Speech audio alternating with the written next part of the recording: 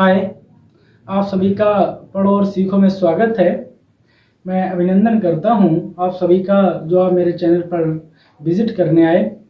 तो हम कह सकते हैं कि अभी तक की जितनी भी वीडियो मैंने बनाई हैं वो आपने देख ली होंगी, लेकिन अगर आपने वो वीडियो नहीं देखी है तो आप प्लीज़ एक बार उनको देख आएंगे तो आपके लिए बहुत महत्वपूर्ण होगा, क्योंकि जो चीज़ हम पढ़ने जा रहे हैं वो उन सबसे रिलेटेड है। अगर आप डायरेक्ट इसे पढ़ना चाहेंगे तो हम कह सकते हैं कि आपके समझ में आएगा, लेकिन अगर आप उसे पढ़ लेंगे जो आज तक मैंने बनाई है क्लासें तो आपको ये देर नहीं लगेगी, बहुत आसानी से समझ में आ जाएगा। तो हम आपसे आशा करते हैं कि आप वो वीडियो जरूर देखेंगे जो अभी तक मैंने बनाई है। अगर आप सभी ना देख पाए तो आप वो वीडियो जरूर देख लें जो गुणनखंड पर बनी हुई हैं। आप जब उन्हें देख लेंगे तो ज़्यादा दिक्कत नहीं रहेगी। तो आप आज जो पढ़ने वाले हैं वो आप पीछे बोर्ड पर देख ही चुके होंगे। लिखा है महत्तम समापरिवर्तक, या तो इसे हम बोलते हैं हाईएस्ट कॉमन फैक्टर। तो आज हम जो पढ़ने वाले हैं वो महत्तम समापरिवर्तक है।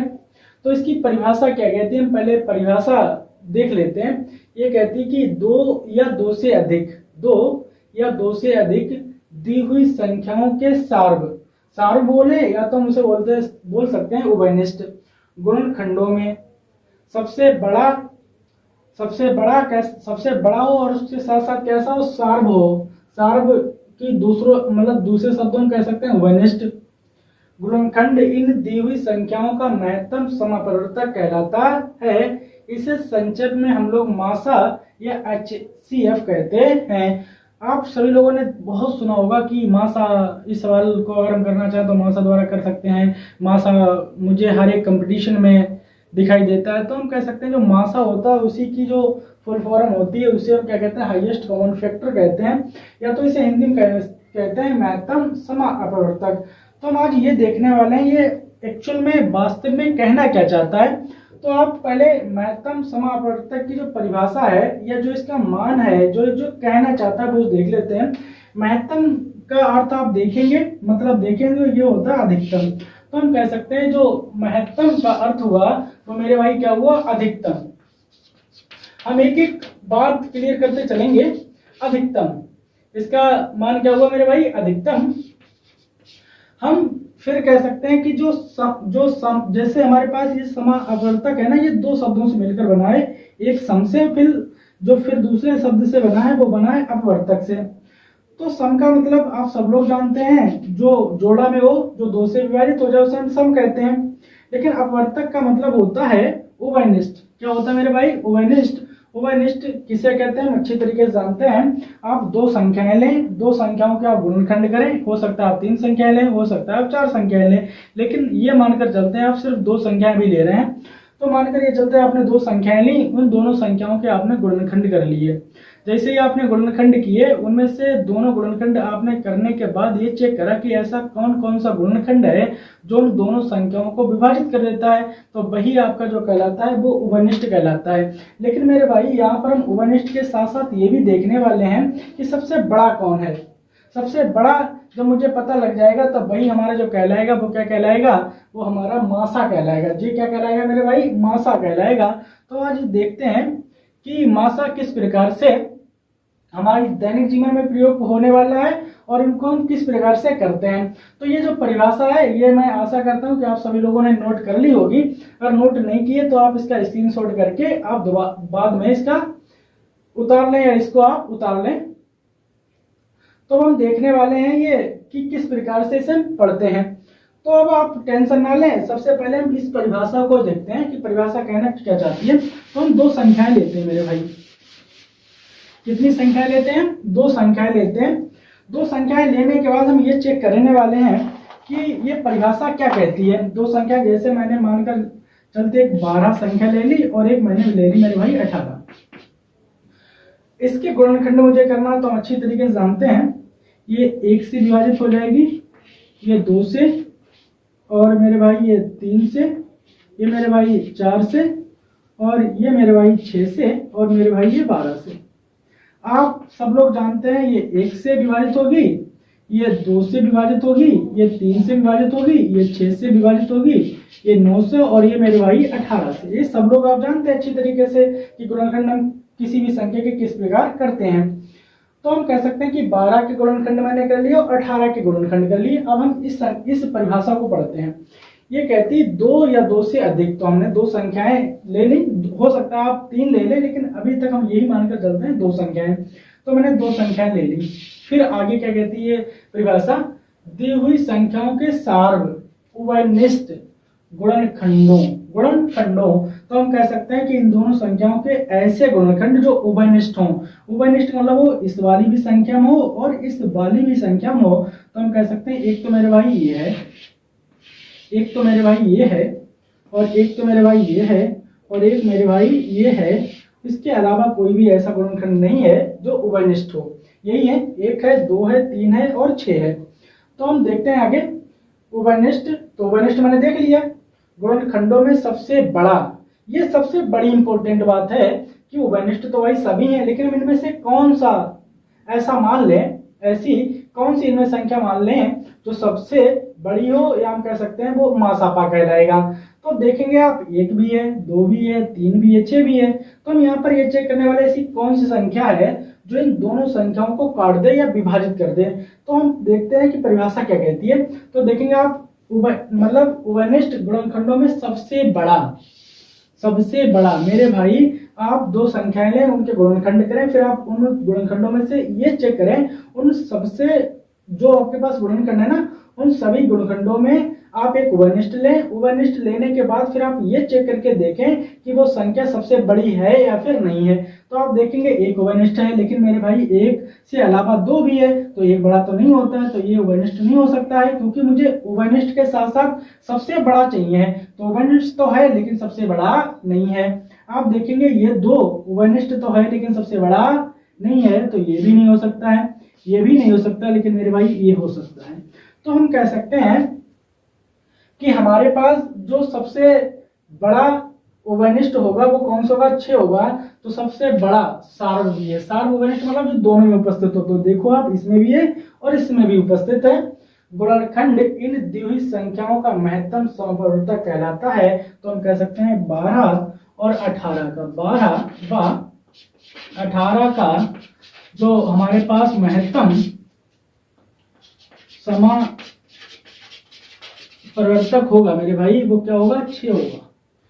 तो ये परिभाषा हमारी कहती है। अगर आपको समझ में एक बार ना आया हो तो आप इस वीडियो को दोबारा रिपीट कर लें, आपको समझ में आ जाएगा। हम इसका एक एग्जांपल और लेते हैं। जैसे मानकर चलते हैं ये समझ में नहीं आया होगा तो इसका दूसरा एग्जांपल ये लेते हैं। जैसे हम एक संख्या मेरे भाई लेते हैं 18 और दूसरी संख्या मेरे भाई लिए लेते हैं 24। तो हम देखते हैं ये संख्या 1 से विभाजित हो जाएगी, ये 2 से, ये 3 से मेरे भाई, और ये संख्या होगी 6 से, और ये मेरे भाई 9 से, और ये मेरे भाई 18 से।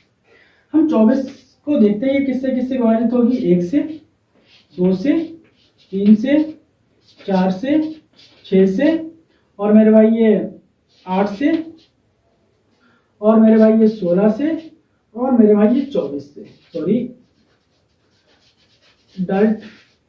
12 से, फिर मेरे भाई ये 24 से। अब आप देखें तो परिभाषा क्या कहती है कि आप इन दोनों के गुणनखंड चेक कर लें। तो गुणनखंड ऐसे देखें जो सार्व हो। तो हमने देखा ये सार्व है, ये सार्व है, और ये सार्व है, और मेरे भाई ये सार्व है, और कोई है और कोई नहीं है। तो हमने देखा 1 है, 2 है, 3 है और 6 है। लेकिन सार्व तो देख लिए, लेकिन सार्व होने के साथ साथ वो ऐसा सार्व हो जो सबसे बड़ा हो। तो हम कह सकते हैं सबसे बड़ा ना तो 1 है, ना तो 2 है, ना तो 3 है, और ना तो मेरे भाई और कुछ तो है ही नहीं। तो हम कह सकते हैं डायरेक्ट 6। तो सबसे बड़ा जो सार्व गुणनखंड है वो 6 है। तो हम डायरेक्ट कह सकते हैं 18 और 24 का जो मासापा होगा, या हम कह सकते हैं महत्तम अपवर्तक होगा, वो मेरे भाई कितना होगा, 6 होगा। तो हम लिख सकते हैं 18 व 24 का जो महत्तम समपरिवर्तक होगा, तो डायरेक्ट लिख देते हैं मासा होगा मेरे भाई, कितना होगा, 6 होगा। चलो ये एग्जांपल आपके समझ नहीं आता है तो हम दूसरा लेते हैं। दूसरा जो 3 संख्याओं वाला होगा, एक संख्या ले लेते हैं 30, और एक ले लेते हैं मेरे भाई 18, और एक ले लेते हैं 10। इसके आप गुणनखंड करेंगे 1, 2, 3 और 5, 6 और मेरे भाई 10 और मेरे भाई 15 और मेरे भाई ये 30। 18 के अभी मैंने करे 1, 2, 3, 6, 9 और मेरे भाई 18। 10 का 1 होगा, 2 होगा और मेरे भाई 5 होगा और हम कह सकते हैं 10 होगा। तो आप देख सकते हैं यहाँ पर जो गुणनखंड हो, लेकिन मेरे भाई हम परिभाषा के तौर पर अगर चलते हैं तो सबसे पहले मुझे ये देखना होगा जो सब में हो, उसी को हम सर्व कहते हैं। तो आप देखिए सब में 1 है और सब में मेरे भाई कितना है, 2 है। इसके अलावा यहाँ पर 3 उपस्थित है, यहाँ पर भी 3 है, लेकिन मेरे भाई यहाँ पर नहीं है, क्योंकि मुझे तो सबसे बड़ा लेना है और सार भी लेना है। सार को मतलब होता है जो सब में हो, उपस्थित हो, उभयनिष्ठ हो। तो आप देख सकते हैं यहाँ पर 3 है, यहाँ पर 3 है, लेकिन यहाँ पर 3 नहीं है। यहाँ पर 5 है, यहाँ पर 5 है, पर यहाँ पर 5 नहीं ले सकते। यहाँ पर 6 है, यहाँ पर 6 पर यहाँ पर 6 नहीं है, तो नहीं ले सकते। यहाँ पर आप देखेंगे यहाँ पर 10 है, यहाँ पर 10 है, पर यहाँ पर 10 नहीं, तो हम नहीं ले सकते। यहाँ पर 15, यहाँ पर इन दोनों संख्याओं में 15 नहीं ले सकते। ये 30 है, इन दोनों में नहीं है 30, तब भी नहीं ले सकते। तो हम जो ऐसा गुणनखंड लेते हैं जो सब में उपस्थित हो, सबसे बड़ा हो, तो आप देखेंगे यही सबसे बड़ा है और इन तीनों संख्याओं में उपस्थित है। तो हम कह सकते हैं 30, 18, 12। 10 का जो मेरे भाई महत्तम समवर्तक होगा, मतलब मासा होगा, वो मेरे भाई कितना होगा, 2 होगा। हम इसका कहाँ कहाँ प्रयोग करते हैं देखेंगे आगे चल के। पहले सिर्फ आपको ये आ जाए समझ में कि महत्तम समवर्तक कहते किसे हैं। तो आपने ये देख लिया। हम चलो एक एग्जांपल और ले लेते हैं, जैसे आपको अगर डर लगता हो कि अभी मेरे समझ नहीं आ रहा है अच्छी तरीके से, तो हम देखते हैं एक और एग्जांपल। जैसे लेते हैं मेरे भाई 20 और 12 और ले लेते हैं मेरे भाई 16। आप इसका गुणनखंड करेंगे 1, 2, 4, 5 और 10 और मेरे भाई 20।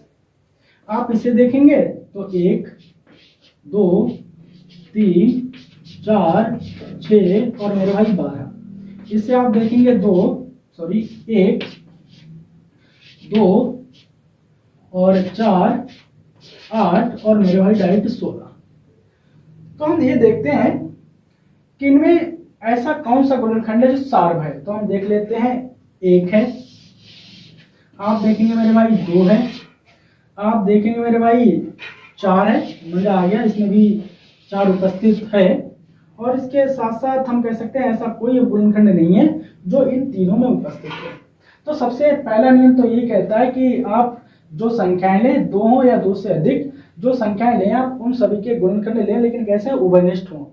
फिर दूसरा तुरंत वो कहता है वो भी मेरे भाई कैसा हो, सबसे बड़ा हो, सबसे बड़ा हो और उभयनिष्ठ भी हो। तो हम देखते हैं कि सबसे बड़ा मेरे भाई कितना है, 4 है, ये वाला 4, ये वाला 4। तो हम कह सकते हैं 20, 12 और वह 16 का जो मेरे भाई मासा होगा मेरे भाई वो कितना होगा, वो हम कह सकते हैं 4 होगा। तो हम कह सकते हैं कि इस प्रकार से आप बहुत ही आसान से आप कर सकते हैं किसी भी संख्या का महत्तम समवर्तक। अगर आपसे कोई कहता है कि ये संख्या मुझे दे दो 40 और 30 और मेरे भाई 32, और आपसे कोई ये कहता है कि 40, 30 और 32 का महत्तम अपवर्तक मुझे निकाल कर बताइए, तो आप सबसे पहले करेंगे क्या, 40 के गुणनखंड करेंगे, 30 के करेंगे और 32 के करेंगे। करने के बाद फिर आप ये देखेंगे ऐसा कौन कौन सा गुणनखंड है जो इन तीनों में उपस्थित है। उसके बाद आप उसको छोड़ देंगे, फिर आप उसको देखेंगे जो सब में बड़ा हो। जो सब में बड़ा होगा वही हम कह सकते हैं, जो वही होगा वही उन सबका मासा होगा। ऐसा हम क्यों करते हैं, ऐसा इसलिए हम भी करते हैं कि एक ऐसी संख्या आपको मिल जाएगी बड़ी से बड़ी, जो इसको भी विभाजित कर देगी, इसको भी विभाजित कर देगी और इसको भी विभाजित कर देगी। आप यहाँ पर देखें भाई, जैसे मान कर चलते हैं हमारे पास 4 है, जैसे हो सकता है आपके पास 20 लीटर दूध है, 12 लीटर पानी है, 16 लीटर डीजल है। आप सोचते हैं कि ऐसा बर्तन मिल जाए जो इन तीनों को हम बहुत आसानी से नाप सकें और कोई मेरे पास शेष ना बचे, तो हम कह सकते हैं कि आपके पास वो 4 लीटर का बर्तन होगा सबसे बड़ा, जो 20 को भी निपटा देगा, 12 को भी निपटा देगा और 16 को भी निपटा देगा, और कुछ भी आपके पास नहीं बचेगा। हम इसका भी प्रयोग यहाँ पर कर सकते हैं दैनिक जीवन में। तो ये बहुत स्थानों पर काम आता है और हम धीरे धीरे सीखेंगे कहाँ कहाँ पे काम आता है। तो हम ये मान के चलते हैं आपको आज महत्तम अपवर्तक आ गए होंगे। अब हम देखते हैं इसके 2-4 एग्जांपल और लेके कि ये क्या क्या कहना चाहते हैं। इसके साथ साथ हम आपको 3-4 क्वेश्चन देंगे, घर के लिए आप उनकी प्रैक्टिस करें। प्रैक्टिस करने के बाद अगर आपको मतलब आपके वो क्वेश्चन अगर नहीं होते हैं तो आप कल कमेंट में लिख कर भेज दें कि ये क्वेश्चन नहीं हुआ, हम उन क्वेश्चनों को करा देंगे। तो आप इसी प्रकार देखते रहिए। तो ये रहा पहला सवाल आपका, 24, 16 और 32, इन तीनों संख्याओं का महत्तम समवर्तक आप निकाल कर लाएं। दूसरी संख्या 18, 24 और मेरे भाई 30 का आप निकाल कर लाएं। जो आपके पास तीसरा क्वेश्चन है वो 30, 36 और मेरे भाई 40 है, इसे आप करके लाएं। और चौथा क्वेश्चन ये रहा, 32, 40 और मेरा भाई 48। पांचवा क्वेश्चन ये रहा, 25, 35 और मेरे भाई 40। 5 ही क्वेश्चन आपके लिए हैं। ये क्वेश्चन आप घर के लिए दे रखे हैं मैंने, और ये बहुत ही आसानी से आप करें, बहुत अच्छी तरीके से आप करना सीख जाएंगे। चलो अगर आपकी मर्जी है तो आप अगर जो आपको अच्छा लगता है कि ये क्वेश्चन मेरा करा दो तो हम अपने पास से उठा लेते हैं। ये रहा क्वेश्चन, इसको हम उठा लेते हैं। सबसे पहले क्या करेंगे, हम 25 के गुणनखंड करेंगे। तो हम अच्छी तरीके से जानते हैं ये 1 से कटेगा, और फिर मेरे भाई ये 5 से कटेगा, और फिर ये डायरेक्टली मेरे भाई किससे कटेगा, 25 से कटेगा। फिर हम 35 के गुणनखंड करके देखते हैं। मेरे भाई ये 1 से कटेगा, ये 5 से कटेगा, और ये मेरे भाई 7 से कटेगा, और फिर ये डायरेक्टली मेरे भाई किससे कटेगा, 35 से कटेगा। हम 40 को उठा कर देखते हैं।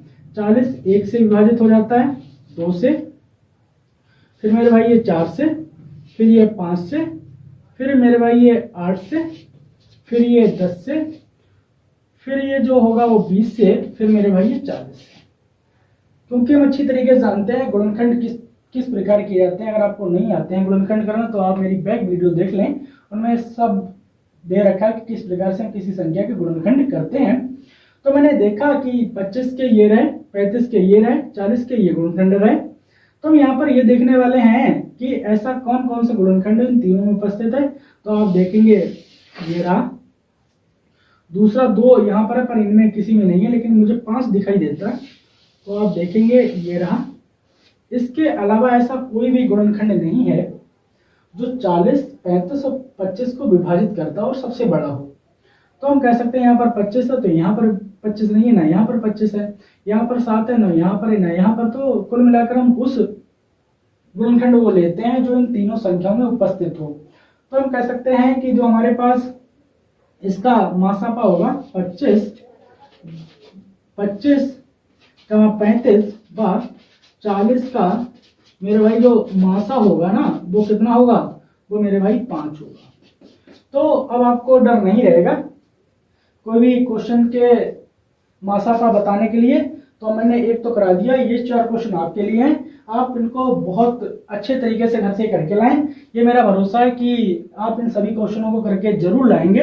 लेकिन फिर भी आपको डाउट लगता है पता नहीं जो मैंने क्वेश्चन किए हैं वो सही है गलत है, तो आप टेंशन ना लें। उसके लिए है ना कमेंट, आप कमेंट में लिखकर भेज दें कि ये क्वेश्चन नहीं हुआ, वही क्वेश्चन हम आपको कल जरूर बताएंगे।